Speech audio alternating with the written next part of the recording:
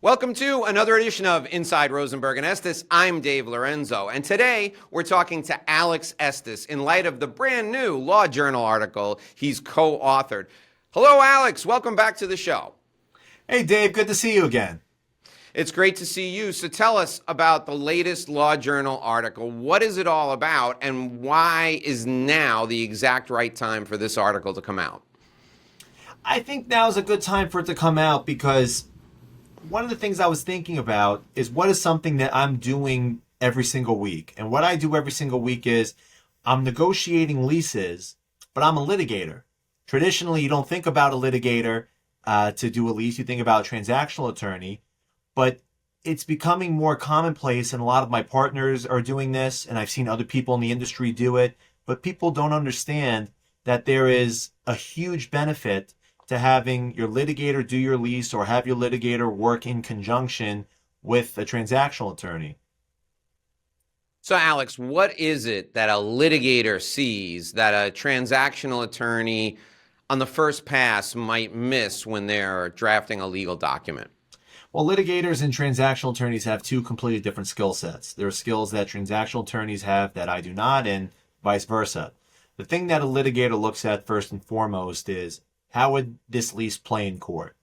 You look at every single clause to make sure that it's written in a clear and unambiguous way, to make sure that the lease does not have any conflicting provisions, and most importantly, to make sure that the lease provisions written conform with what's going on with the law today.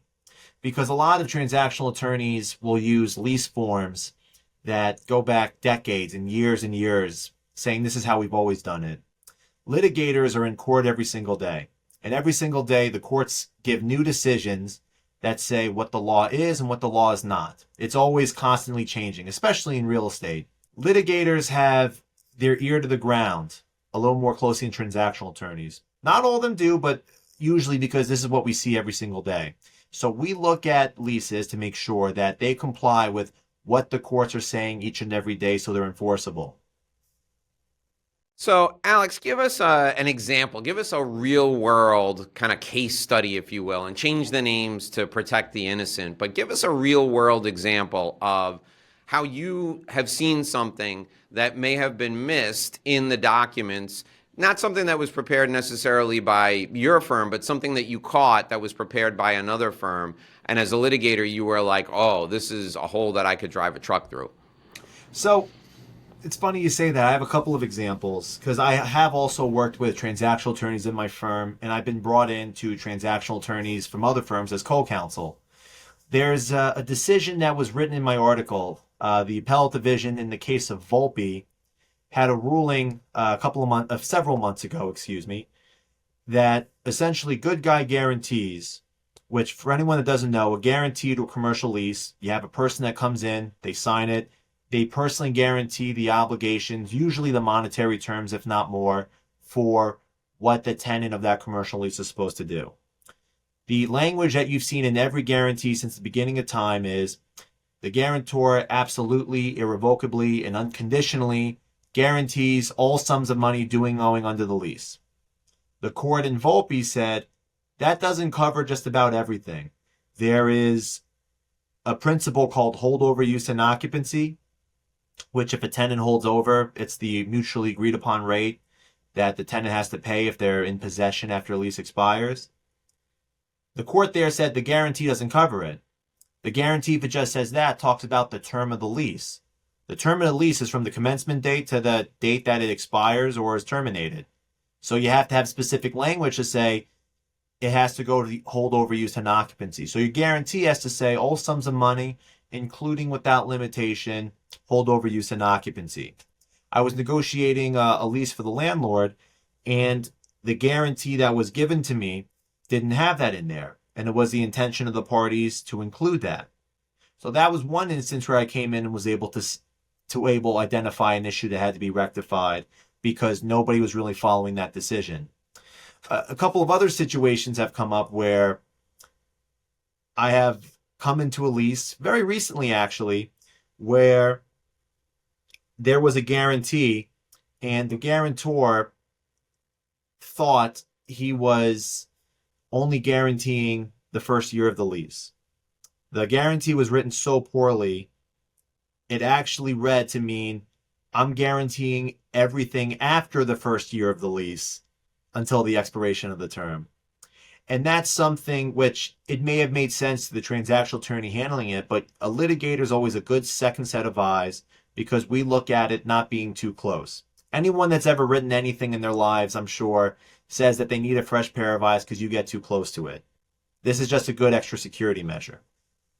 Yeah, I love that analogy. Think about a first draft of anything that you've written. If you give it to somebody else to read, even a friend or a family member, and you get their feedback, it always makes whatever you're writing better. In this case, you're writing a legal document. If you give it to somebody else with a different perspective to read, so a transactional attorney gives it to a litigator, it's going to make the document better. It's going to make it stronger.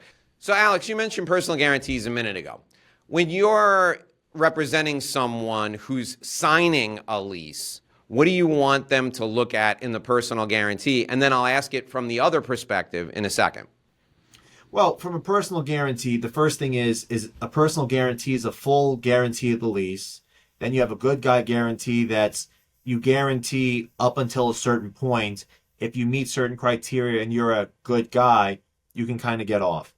What I make sure if I'm representing the guarantor is in a personal guarantee, I want to make sure that what is agreed to is what's reflected in the document. And I want to make sure that if I'm a guarantor that I'm agreeing to make sure that I have any defenses, I have a reservation of my rights, but that's not always the case on a personal guarantee. Most of the time the deal is you fully guarantee it.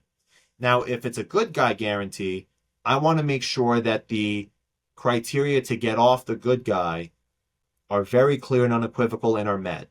Because the biggest thing I see in good guy guarantees is a misunderstanding over what the criteria are. Typically, and I say typically because it matters on a deal-by-deal basis, a good guy guarantee guarantees everything up until you give notice that you're going to hand the keys back to the landlord. And usually you have to give 30, 60, 90, 120, X number of days.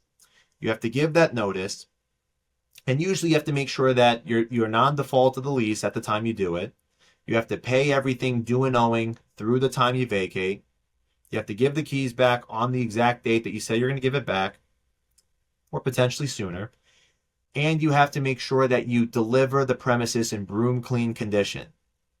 I cannot tell you how many times I've litigated what is broom clean condition.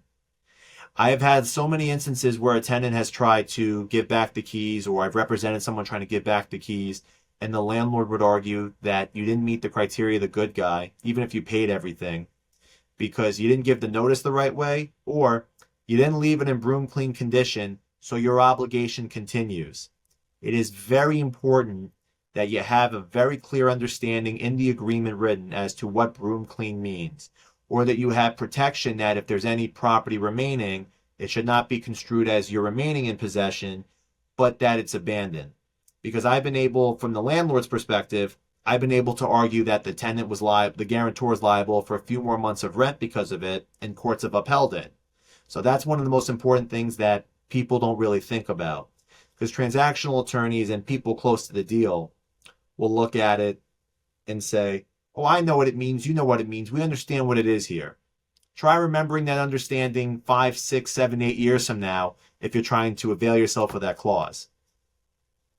And you brought up something I think that is critical for everybody to keep in perspective.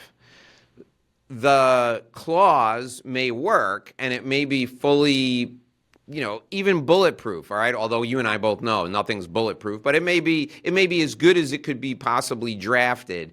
But if there's something in there that's worth fighting over, it's going to cost you money to fight over it. Even if you're going to prevail, if the clause is in any way ambiguous, even if you're going to come out on top, it's going to cost a lot of money litigating that language. That's why it makes sense for a litigator to be involved, because you can give perspective to the transactional folks and say, the way this is written, I feel really good about it because most people wouldn't want to fight with this language in there. Is that a fair assumption, Alex? That's not an assumption, that's a fact. I've had litigations that were multi-million-dollar litigations that could have entirely been avoided because of how a lease was drafted. I've had construction disputes where the construction language in the lease was not written in a very clear way. And because of that, there was a dispute as to whether or not rent commencement trigger dates have been triggered. And because of the way it was drafted in those situations, you end up having this huge litigation, and things happen that should not have happened in that scenario. So if you have a litigator, or not even a litigator, second set of eyes, but preferably a litigator, look at your lease to make sure everything's okay. You could avoid issues like that.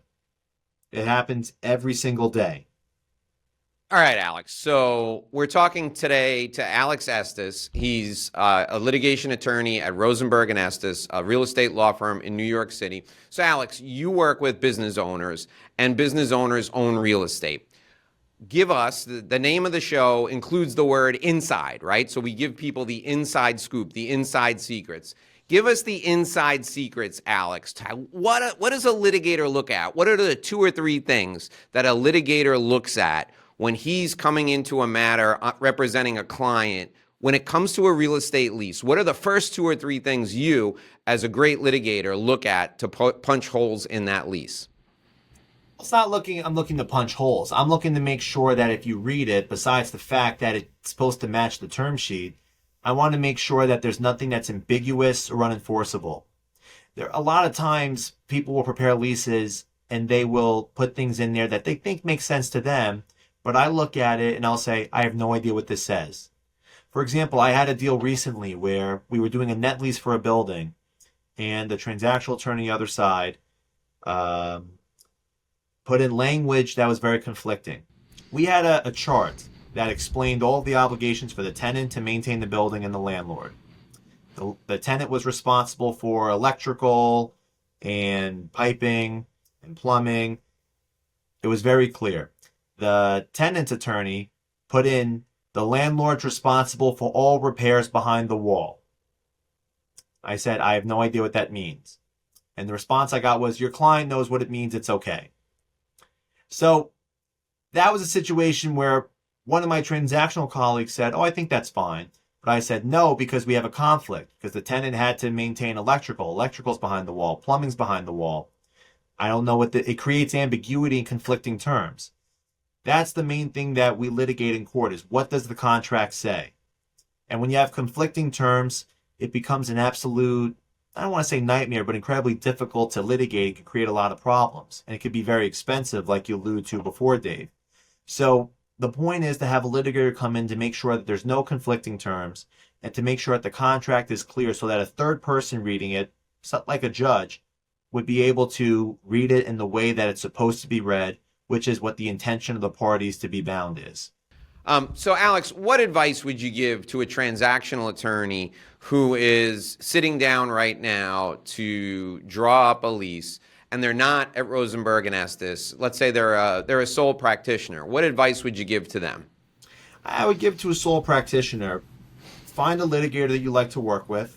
And if you don't know anybody, I'm always happy to work with you. You can give me a call. And have them take a look at your lease just to make sure that it's fine. Make sure that it's good and that it's clear, unambiguous, that it's current with the law. Because a lot of solo practitioners will take a lease form or a lease that was maybe done 10 years ago and try and cater to that deal, because that's how most attorneys practice in New York State. But you want to make sure that it complies with today's law, because a lot of people don't keep up with the nuances on a daily basis in the ever-changing environment that is New York landlord-tenant law. And that is why you want to talk to a litigator to make sure that your lease is up to date, to make sure that it can get done. And also, a lot of times, litigators, I like to think, are deal makers. They just want to get it done. They kind of want to just go to the end of the day. A lot of transactional attorneys, and again, there are a lot of amazing transactional attorneys, will just fight and say, no, this is the point. This is what it has to be. We provide an understanding that transactional attorneys may not have, but vice versa, a litigator should not do a lease alone. Unless you have years and years of leasing experience, you should be consulting with the leasing attorney, because there are points and skills that transactional attorney have that a litigator does not. We're two different thinking individuals that when you put them together, you make a genius, hopefully. So that is what I would say to any sole practitioner. Read it through a couple times, have another litigator or a second pair of eyes look at it to make sure that you have the protections, especially in the default provisions, especially in your insurance provision, especially in your maintenance provisions. These are the things that you have to look at. But it's not even just that. It's every single provision of a lease. People get amazed when I tell them the things I've litigated over in real estate. Now, people in the industry will realize this is pretty common, but I've had litigations with restaurant tenants over what they have on the menu. I've had leases that provide that the menu shall be 75% Japanese food.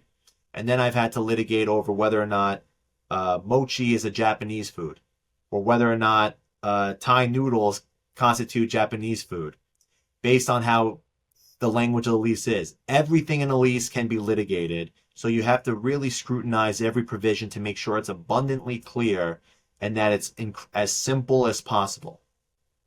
All right, Alex. So now let's talk directly to landlords.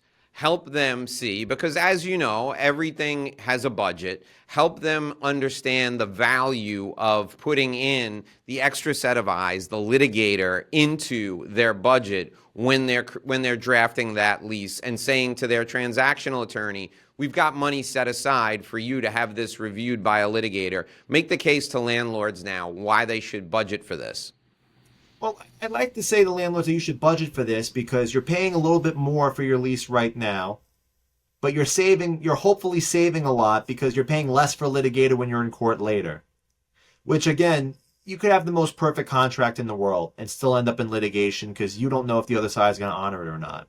But there have been so many times I've seen litigations that have cost millions or hundreds of thousands of dollars that could have been avoided, or the litigation could have been a lot cleaner and shorter had it been written a certain way.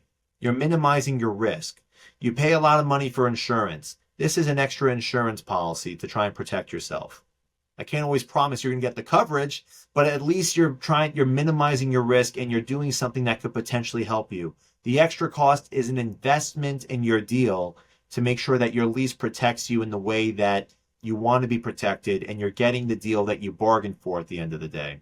Especially in current economies like we're seeing, we could potentially be entering into a down economy.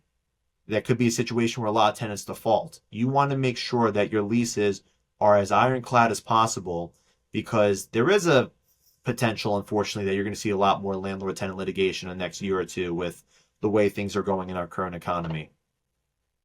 All right, Alex. So how can people get a hold of you if they want to reach out and if they're an attorney, collaborate with you on a lease, or if they're a landlord, have you take a look at their current lease, or if they've got a dispute and they want you to help them settle the dispute? How can people get a hold of you?